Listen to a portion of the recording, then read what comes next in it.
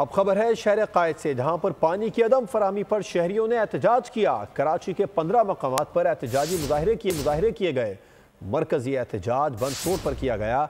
Traffic jam की वजह से शहरियों को मुश्किलात का सामना करना पड़ा। बिजली और गैस की लोड शेडिंग के बाद कराची के बासी पानी से भी महरूम। कराची वालों का सब्र जवाब दे गया। अपने हक के लिए सड़कों पर निकल आए। पानी की अदम फराहमी पर शहरियों ने 15 से जायद मकामात पर धरना दिया। मरकजी एहतजाज बंस रोड पर किया गया। काला पुल, कोरंगी क्रॉसिंग और मेन नेशनल हाईवे पर भी शहरी सड़कों पर निकल आए। पावर हाउस टोरंगी, औरंगी, बनारस चौक ने अपने हक के लिए एहतजाज किया। शहरियों का कहना है कि बिजली और गैस की लोड शेडिंग के साथ साथ अब लोगों को पानी से महरूम किया जा रहा है।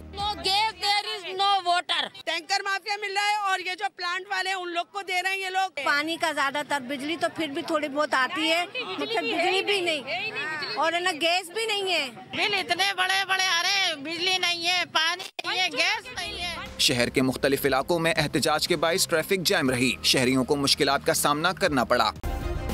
सब्सक्राइब करें और बेल दबाएं ताकि कोई खबर रह न जाए।